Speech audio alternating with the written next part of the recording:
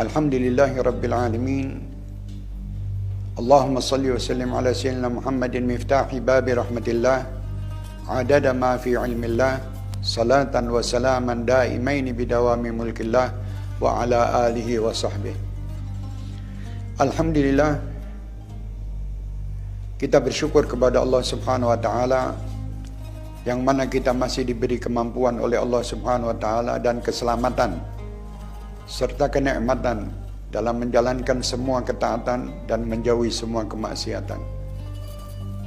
Dan kita mohon selalu Allah Subhanahu wa taala menjaga kita agar kita selalu terhindar dari semua kemaksiatan, terhindar dari semua bentuk fitnah, fitnatid dunia, fitnatid syaitan, fitnatid dajjal, dan fitnah zaman ini. Saudara-saudaraku yang dirahmati Allah, saya akan membawakan sebuah cerita yang terjadi di zaman Nabi Muhammad sallallahu alaihi wasallam, yang mana Rasulullah sallallahu alaihi wasallam masih duduk-duduk bersama para sahabat-sahabatnya di masjid. Tahu-tahu didatangi oleh seorang badui.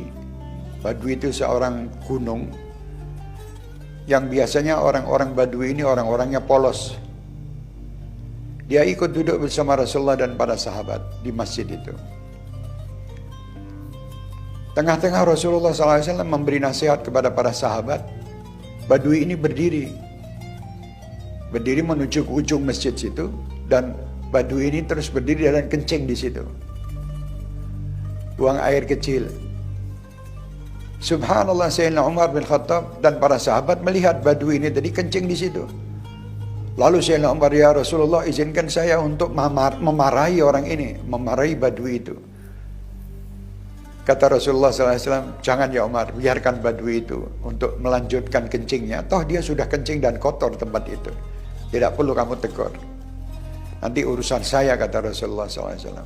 Setelah badui ini selesai, kencing di situ, dipanggil sama Rasulullah. Ya fulan, kemarilah.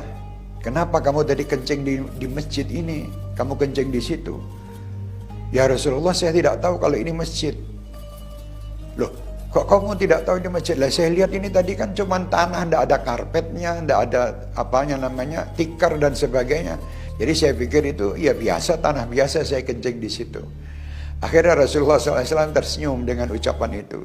Dan akhirnya Rasulullah juga menasihati, wahai fulan, jangan kamu kencing lagi di dalam masjid. Dan badui itu menerima dengan senang hati karena adab dan akhlak Rasulullah SAW menyampaikan nasihat kepadanya. Nah, dalam cerita ini, ambillah satu manfaat dari cerita ini. Sewaktu kita akan menasihati saudara kita, mungkin kita lihat saudara kita dalam keadaan salah atau mungkin dalam keadaan maksiat, jangan langsung di saat itu langsung kita marah-marah kepada dirinya. Pasti nanti dia tidak akan mengikuti kita. Kita pakai sistem Rasulullah. Setelah dia selesai, baru kita panggil. Kita ajak bicara. Ya fulan, wahai saudaraku, aku cinta kepadamu. Kamu itu orang baik. Kamu insya Allah orang yang diridhoi Allah dan Rasulnya. Mungkin saat ini kamu lagi lupa. Ayo berhentilah kamu. Janganlah kamu berbuat salah kembali. Janganlah kamu berbuat maksiat lagi. Insya Allah dengan ucapan seperti itu, orang itu akan gembira dengan kita, akan senang dengan kita, dan akan mendengar nasihat kita. Dan bagi penasehat, jangan merasa sewaktu kita menasihati orang lain, itu kita lebih benar dan lebih baik daripada orang tersebut. Kalau kita merasa bahwa kita benar dan kita merasa bahwa itu yang salah dia, nanti ucapan kita ini sulit diterima oleh orang yang kita nasihati. Yaitu di antara syarat untuk penasehat-penasehat, jangan Anda merasa lebih baik daripada orang yang Anda nasihati. Jangan kita merasa lebih baik daripada orang yang kita nasihati. Insya Allah dengan kita meniru adab dan akhlak Rasul Muhammad SAW, kita akan selamat dan orang-orang akan cinta kepada kita, dan insya Allah kita akan mendapatkan keselamatan dari Allah, rahmat dari Allah, berkat kita mengasihi dan merahmati sesama makhluk Allah Subhanahu wa taala. Ikuti akhlak Rasulullah, semoga kita kelak di surga bersama Rasulullah SAW bighairi hisab. Amin, amin ya rabbal alamin. Wassalamualaikum warahmatullahi wabarakatuh.